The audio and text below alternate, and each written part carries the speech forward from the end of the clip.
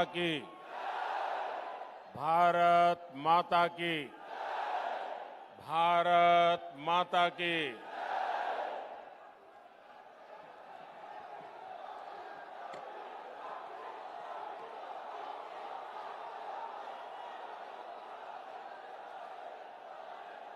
నా తెలంగాణ కుటుంబ సభ్యులందరికీ నమస్కారాలు। लोकसभा चुनाव का ऐलान हो चुका है। दुनिया का सबसे बड़ा लोकतंत्र का उत्सव प्रारंभ हो चुका है और 13 मई को तेलंगाना के लोग एक नया इतिहास रचने वाले हैं। 13 मई को तेलंगाना में होने वाला मतदान विकसित भारत के लिए होगा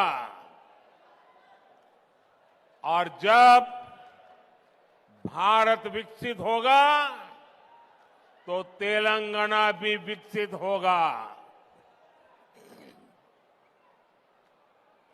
यहां तेलंगाना में बीजेपी के लिए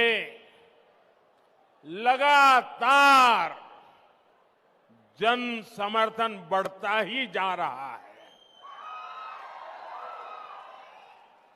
तेलंगाना का ये दृश्य, जगतियाल का ये जन सैलाब इसका प्रमाण है। मैं पिछले 3 दिनों में दूसरी बार तेलंगाना आया हूं। उसके पहले मैं तेलंगाना के लिए हजारों करोड़ रुपयों की विकास परियोजना की सौगात लेकर भी आपकी सेवा में हाजिर हुआ था। इसी महीने मैंने आदिलाबाद से पूरे देश और तेलंगाना के लिए 56,000 करोड़ रुपए के विकास कार्यों का लोकार्पण, शिलान्यास किया था।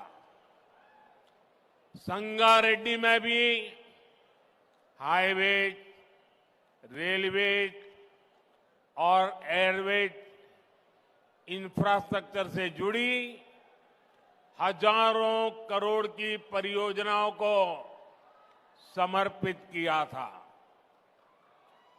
ये विकास आज तेलंगाना के हर इलाके में पहुंच रहा है। इसलिए तेलंगाना के कोने कोने में बीजेपी के लिए समर्थन बढ़ता ही जा रहा है। आपने देखा होगा, अभी मुझे मल्काजगिरी में भी जनता जनार्दन हम सबको अपना आशीर्वाद देने के लिए सड़कों पर उमड़ आई थी। जैसे जैसे 13 मई निकट आ रही है, वोटिंग का दिन करीब आ रहा है, तेलंगाना में बीजेपी की लहर कांग्रेस का, बीआरएस का सुपड़ा साफ कर देगी। और इसलिए आज पूरा देश कह रहा है, आज पूरा देश कह रहा है 4 जून को 400 पार। 4 जून को चुनाव के नतीजे आने वाले हैं और इसलिए लोग कह रहे हैं 4 जून को 4 जून को 4 जून को और तेलंगाना भी कह रहा है अब की बार विकसित भारत के लिए, विकसित तेलंगाना के लिए, तीसरी सबसे बड़ी इकोनॉमी के लिए, गरीब की उन्नति के लिए, किसान कल्याण के लिए, युवाओं को नए अवसर के लिए, महिला सशक्तिकरण के लिए, मजबूत भारत के लिए, आत्मनिर्भर भारत के लिए, समृद्ध भारत के लिए नाल्गो वन्नलू दाटाली बीजेपी की वोटू वैयाली। साथियों, तेलंगाना की ये धरती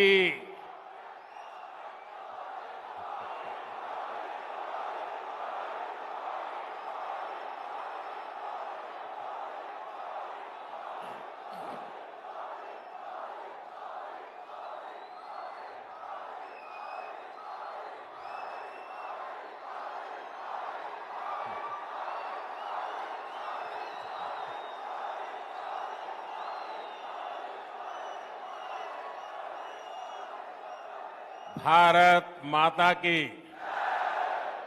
देखिए, मेरा कितना सौभाग्य है, मेरे सामने शक्ति स्वरूपा एक बेटी शक्ति का रूप धारण करके मुझे आशीर्वाद देने आई है। उधर भी एक बेटी देखिए, शक्ति स्वरूपा बन के मुझे आशीर्वाद देने आई है। और इधर देखिए, इतनी माताएं बहनें शक्ति स्वरूपा आज मोदी को आशीर्वाद दे रही है।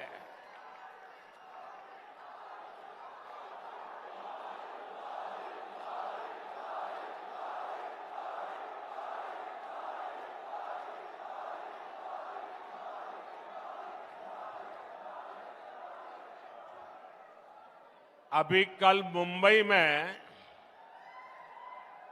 इंडी अलायंस की रैली थी और चुनाव घोषित होने के बाद इंडी अलायंस की ये पहली और उनके लिए सबसे महत्वपूर्ण रैली थी। उस रैली में उन्होंने अपना घोषणा पत्र जाहिर किया और उनके पहले घोषणा पत्र का ऐलान क्या है? मुंबई के शिवाजी मैदान में जो छत्रपति शिवाजी महाराज कहते थे, जब एक औरत को उठा करके लाए तो उन्होंने कहा, काश अगर तुम मेरी मां होती तो मैं भी तेरे जैसा सुंदर होता।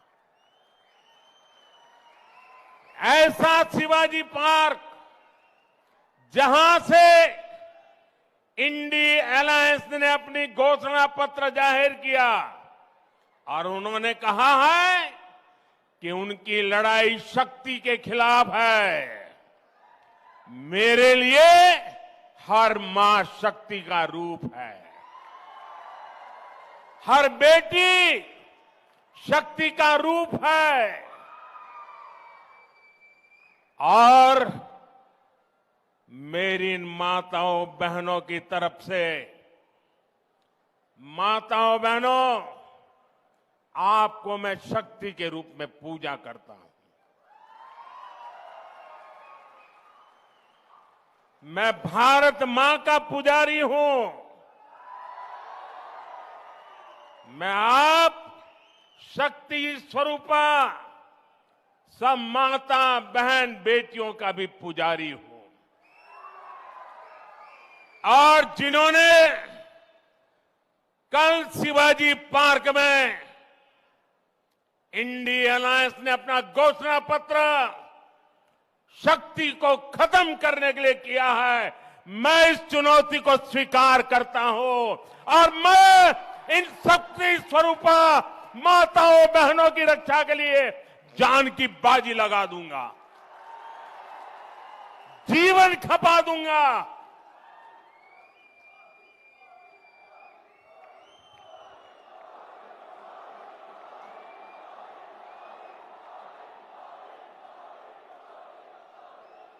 क्या भारत की धरती पर कोई शक्ति के विनाश की बात कर सकता है क्या? क्या शक्ति का विनाश हमें मंजूर है?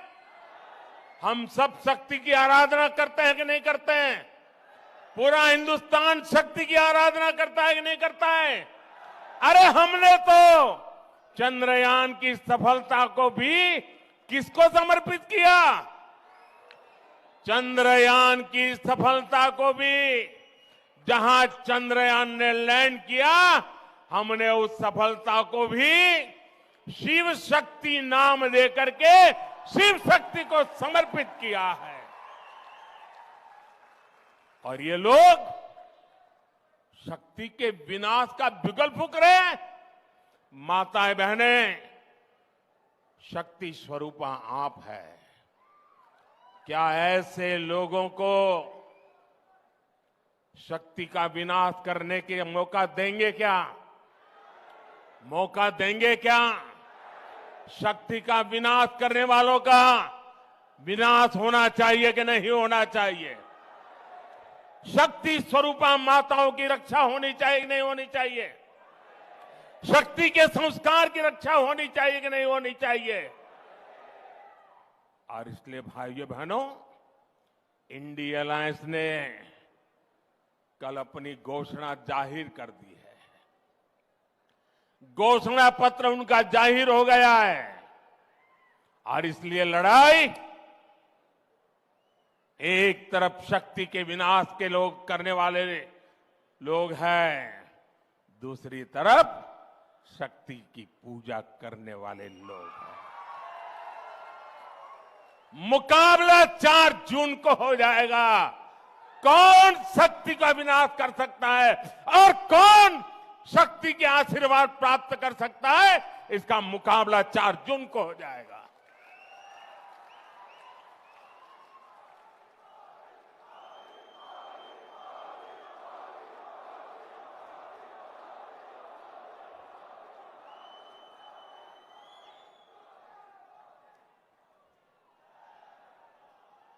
साथियों, तेलंगाना की ये धरती कोई साधारण धरती नहीं है। ये वो धरती है जिसने अंग्रेजों से संघर्ष किया, जो रजाकारों के अत्याचारों से लड़ाई लड़े। इस धरती ने देश की अखंडता और सम्मान के लिए संघर्ष किया। बावजूद इसके आजादी के बाद तेलंगाना को कांग्रेस के सियासी षड्यंत्रों को सहना पड़ा।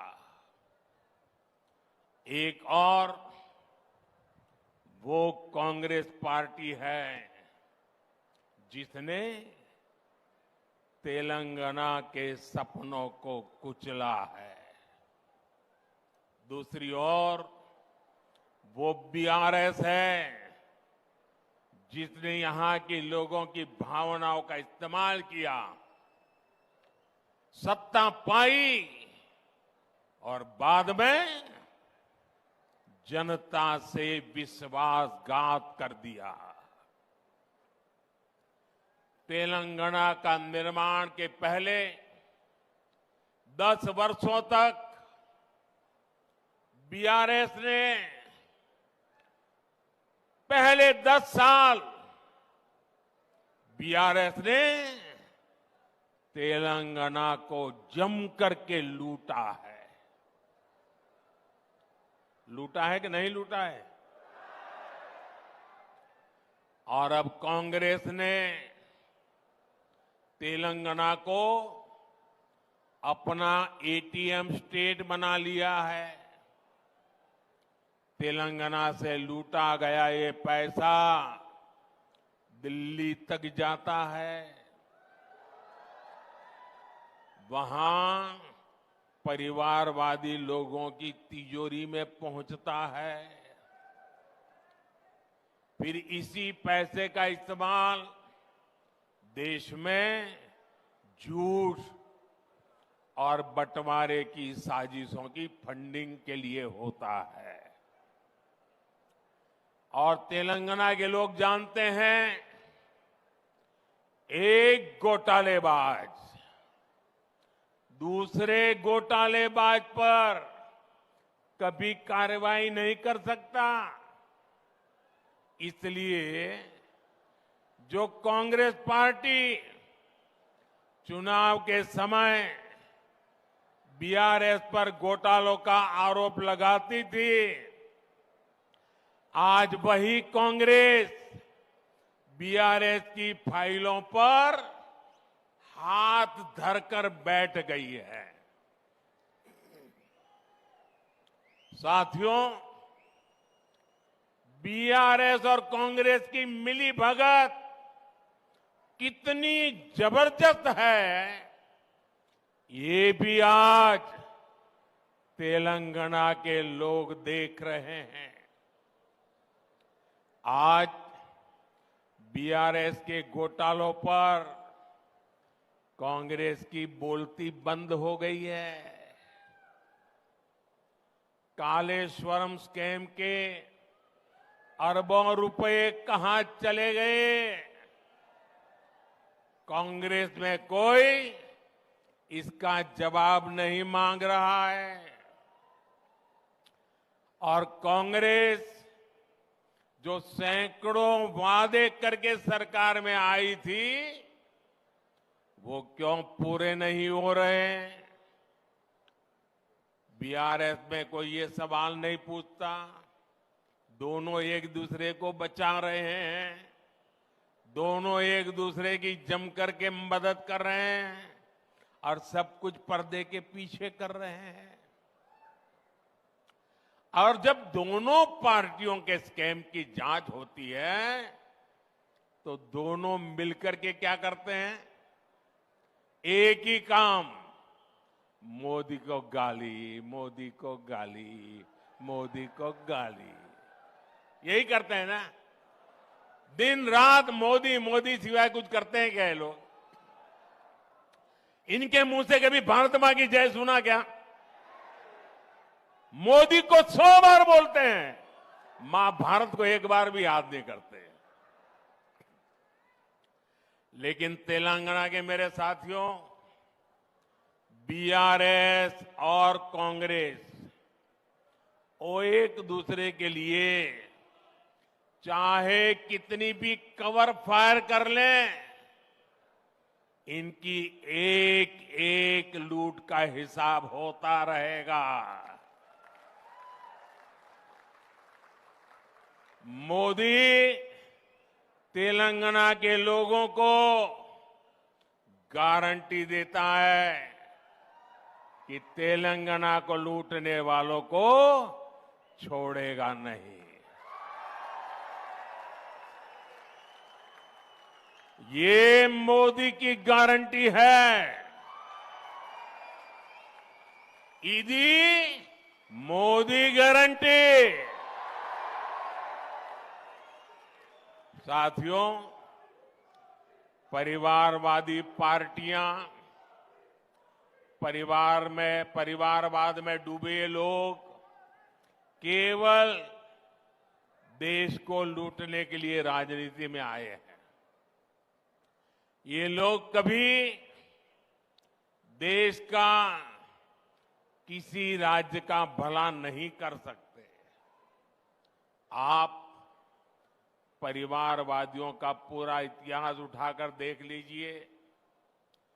देश में जितने भी बड़े घोटाले हुए हैं, उनके पीछे कोई न कोई परिवारवादी पार्टी ही मिलेगी।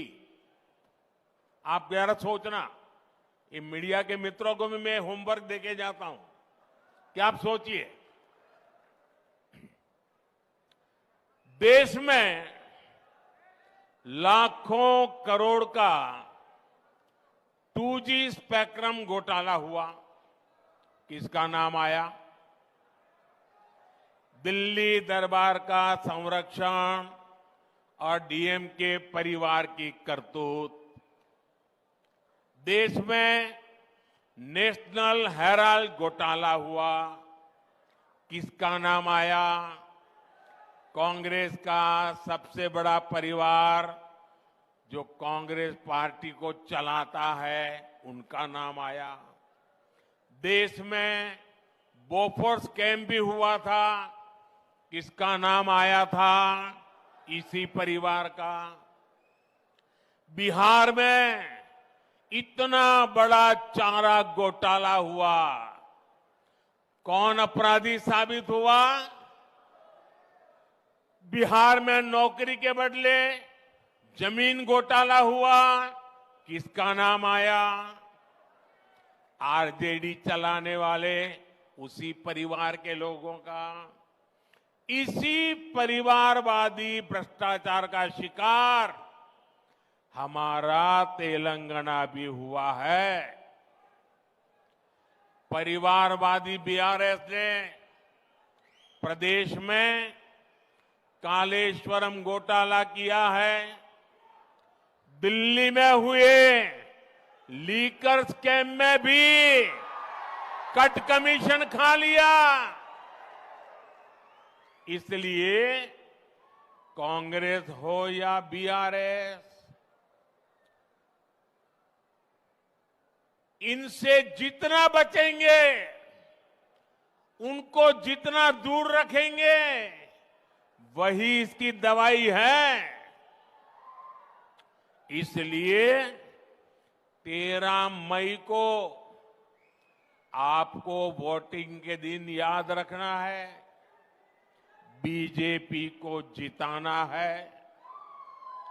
बीजेपी को बीजेपी को बीजेपी को बीजेपी को आप तेलंगाना में बीजेपी को जितनी ज्यादा सीटें देंगे, उतनी ही मेरी ऊर्जा बढ़ेगी। और ये जो शक्ति स्वरूपा का विनाश करने के लिए निकले हैं ना, उनकी रक्षा करने के लिए मुझे ताकत चाहिए। अब मैं विकसित भारत के लिए और ज्यादा परिश्रम करूंगा। आपको भरोसा है ना? मैं परिश्रम करूंगा, इस बात पे भरोसा है ना? क्या कभी मैंने मेहनत करने में कमी रखी है क्या? खुद को खपाऊंगा और कुर्सी की परवाह किए बिना आपकी भलाई के लिए जो जरूरी है वो निर्णय करूंगा। साथियों, हमारा विजन है विकसित तेलंगाना से विकसित भारत का निर्माण। बीते 10 वर्षों की एक बड़ी उपलब्धि है कि हमने 25 करोड़ देशवासियों को गरीबी से बाहर निकाला है।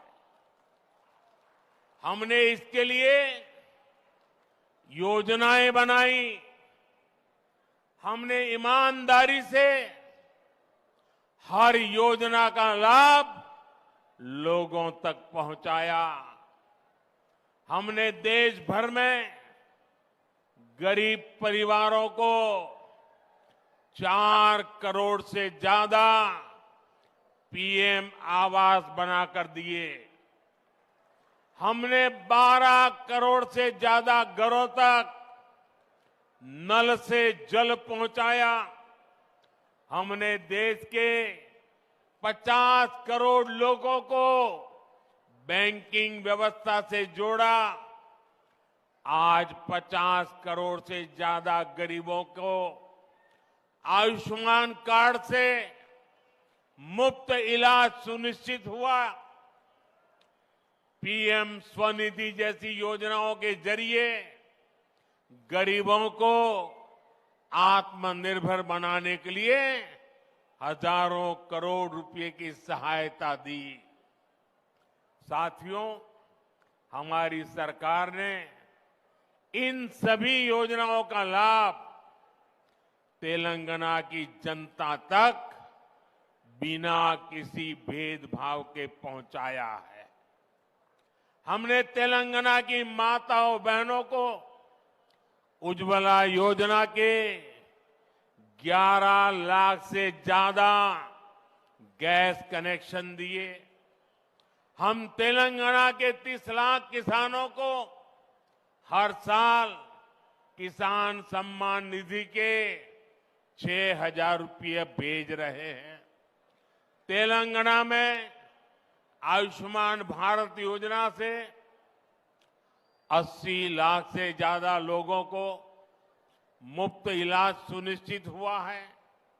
आज भी बीजेपी सरकार तेलंगाना के 2 करोड़ जरूरतमंदों को मुफ्त राशन की व्यवस्था कर रही है। अगर यहां तेलंगाना में बीजेपी की सरकार होती तो हम तेलंगाना को और आगे ले जाने में हमें सुविधा रहती, क्योंकि हम जनता को साथ लेकर चलते। साथियों, पिछले दिनों विधानसभा के चुनाव में आपने बीआरएस के प्रति जो गुस्सा था, किसी भी हालत में आप बीआरएस को खत्म करना चाहते थे, आपने वो काम कर दिया। ये चुनाव दिल्ली में फिर एक बार मोदी सरकार को लाने का चुनाव है।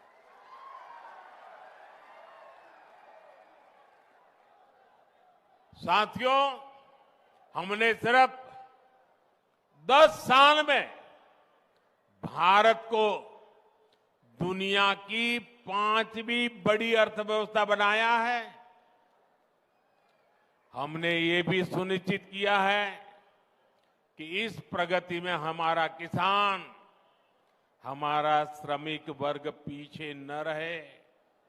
इसलिए हमने पीएम किसान सम्मान निधि जैसी योजनाएं शुरू की।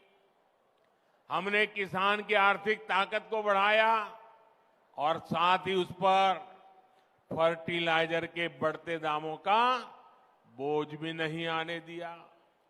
हमने किसान की आय बढ़ाने के लिए फसलों के एमएसपी बढ़ाई। आज इन प्रयासों का लाभ तेलंगाना के किसानों को मिल रहा है। 2014 में धान की जो एमएसपी 1300 रुपये थी, वो आज 2200 रुपये है। हमने अकेले तेलंगाना के किसानों से 1,30,000 करोड़ रुपए की धान खरीद की है। ये क्षेत्र हल्दी के किसानों का भी क्षेत्र है। कांग्रेस बीआरएस ने कभी उनकी भी चिंता नहीं की। हमने टर्मरिक किसानों के लिए टर्मरिक बोर्ड का गठन किया। 2014 में हल्दी की जो कीमत 6,000 से 8,000 रुपए प्रति क्विंटल थी, आज उसके 20,000 रुपए तक मिल रहे हैं। गन्ना किसानों के लिए भी हमने प्रति क्विंटल मूल्य बढ़ाकर 340 रुपये कर दिया है। यहां की राज्य सरकारों का आलम यह है कि वो अभी तक बंद पड़ी निजाम शुगर फैक्ट्री को शुरू नहीं कर पाए हैं, लेकिन हमने करीब 6,400 करोड़ रुपए खर्च करके रामागुंडम फर्टिलाइजर फैक्ट्री फिर से शुरू कर दी। इस फैक्ट्री में आज 75,000 टन यूरिया बन रहा है। इससे किसानों का फायदा तो हो ही रहा है, युवाओं को रोजगार भी मिल रहा है।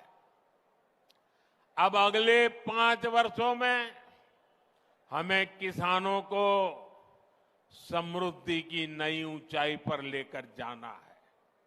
साथियों, पहले देश में विकास से जुड़े वायदों को सबसे बड़ा चुनावी झूठ माना जाता था, लेकिन इन 10 वर्षों में विकास भारत की सबसे बड़ी पहचान बनकर के उभरा है। आज भारत के आधुनिक इंफ्रास्ट्रक्चर की चर्चा पूरी दुनिया में होती है। इन 10 वर्षों में हमने तेलंगाना के इंफ्रास्ट्रक्चर के लिए अभूतपूर्व काम किया है। हमारे तेलुगु भाषी लोग दुनिया के हर देश में मिलेंगे, अच्छी पोजीशन में मिलेंगे, मेहनत करने वाले मिलेंगे। और आप पूछिए, जो भी तेलुगु भाषी दुनिया में रहता है उसको पूछिए, आज दुनिया में उसका सम्मान है कि नहीं है। वो सीना तान करके कहेगा, मैं जहां भी जाता हूं हिंदुस्तान का गौरव होता है। हमने यहां करीब 25,000 करोड़ रुपए खर्च करके नेशनल हाईवेज बनवाए हैं। 2014 तक तेलंगाना में सिर्फ 2,500 किलोमीटर नेशनल हाईवेज थे। जरा आंकड़ा याद रखिए, 2014 के पहले यानी देश आजाद हुआ तब से लेकर के 75 साल 70 साल जो भी है समय, सिर्फ 2,500 किलोमीटर।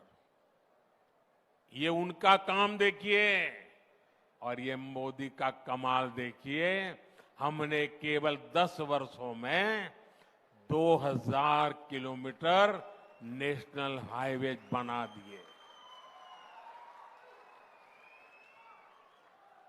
करीमनगर से वारंगल के बीच 2,500 करोड़ रुपए के 4 लेन प्रोजेक्ट जैसे विकास के काम यहां हुए हैं।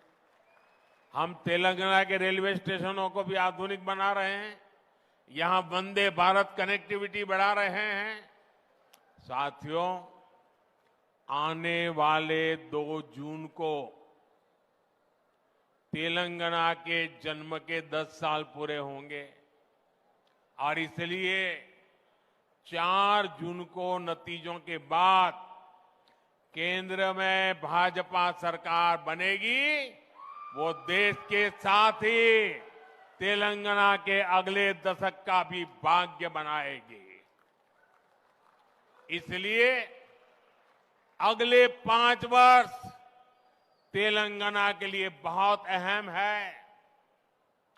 अगले 5 वर्षों में हम तेलंगाना के हाईवेज और एक्सप्रेसवेज इस नेटवर्क को और आधुनिक बनाना चाहते हैं। अगले 5 वर्ष में हम यहां के रेलवे इंफ्रास्ट्रक्चर को बेहतरीन बनाएंगे। अगले 5 वर्षों में हमें डिजिटल इंडिया का विस्तार गांव-गांव तक करना है। अगले 5 वर्षों में हमें ग्रामीण क्षेत्रों में हजारों नए गोदाम बनाने हैं ताकि किसानों को लाभ हो।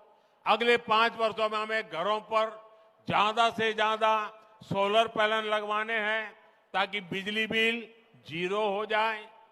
और इस सब में तेलंगाना और तेलंगाना के प्रतिभाशाली युवाओं की बहुत बड़ी भूमिका होगी। ये 18वीं लोकसभा का चुनाव है। 18 साल के ऊपर के हर युवा को विकसित भारत के लिए वोट करना है, विकसित तेलंगाना के लिए वोट करना है। और ये तब होगा जब आप इस चुनाव में कमल के निशान पर बीजेपी को अपना आशीर्वाद दें। इस चुनाव में निजामाबाद से भाई अरविंद धर्मपुरी गारू, करीमनगर से पंडित संजय कुमार गारू और पेद्दापलई से मेरे भाई गोमासा श्रीनिवास भारी मतों से इनको विजयी बनाना है। आशीर्वाद मिलेंगे आपको, हर पोलिंग बूथ में जिताएंगे, हर पोलिंग बूथ में जाएंगे। और मैं आपको एक और बात कहूंगा, अभी किशन रेड्डी जी ने इसके विषय में विस्तार से बताया। अब देखिए, मैंने एक हिम्मत की है। अब वो हिम्मत तो मेरी तब काम आएगी जब आप मेरी मदद करेंगे मदद। देखिए, मैंने मेहनत की है, हिम्मत भी की है, लेकिन आपकी मदद के बिना कुछ हो रहा नहीं है। करेंगे मदद? देखिए, मैंने एक काम किया है, टेक्नोलॉजी की मदद से मैं अब तेलुगु में आपसे बात करना चाहता हूं। 100% तो नहीं हो सकता, लेकिन 80-90% तो हो जाएगा। लेकिन इसके लिए आपको एक काम करना पड़ेगा। करेंगे? आप अपने मोबाइल फोन पर सोशल मीडिया में जो एक्स होता है ना, एक्स साइट होती है, वहां जाकर के नमो इन तेलुगु हैंडल पर जाइए, तो वहां ये आपका सेवक आपसे तेलुगु में बात करेगा। अच्छा, मेरा एक और काम करेंगे आप? पहले वाला तो करेंगे ना? सब बताइए, करेंगे ना? जरा हाथ ऊपर करके बताइए, करेंगे ना? अच्छा, दूसरा एक काम करोगे? अभी मैंने ये हिम्मत की है, शुरुआत की है। अगर आप उसको सुन करके उसमें क्या क्या गलतियां रह गई है, उसमें क्या क्या कमी रह गई है, क्या मुझे बताएंगे क्या? आप मेरे टीचर काम करेंगे ना? मुझे सिखाएंगे ना तेलुगु? तो मुझे आपकी मदद चाहिए। मैं तेलुगु में आप लोगों से लगातार बात करना चाहता हूं,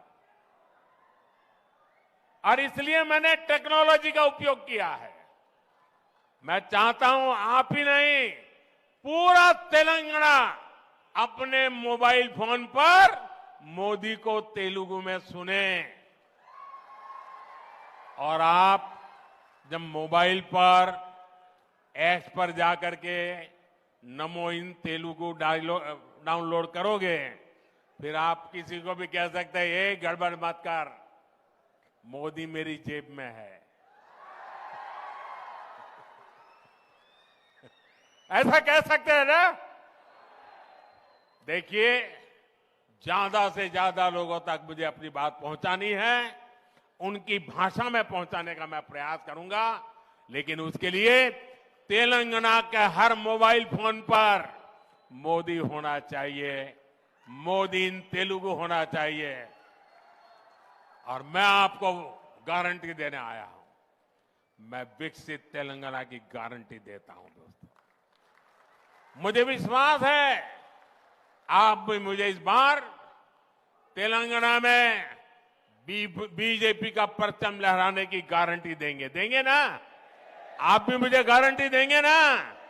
देखिए, आपकी गारंटी के लिए आप अपने मोबाइल का फ्लैश चालू कीजिए, आपके मोबाइल का फ्लैश लाइट बनाइए। ये मुझे गारंटी देनी है आपको। आपके मोबाइल फोन की फ्लैश लाइट, हर किसी के मोबाइल की फ्लैश लाइट जलनी चाहिए। ये आपकी गारंटी है मुझे। ये आपकी गारंटी है मुझे। ये मेरे तेलंगाना के भाइयों बहनों की गारंटी है। मेरे साथ बोलिए भारत माता की, भारत माता की, भारत माता की। बहुत बहुत धन्यवाद।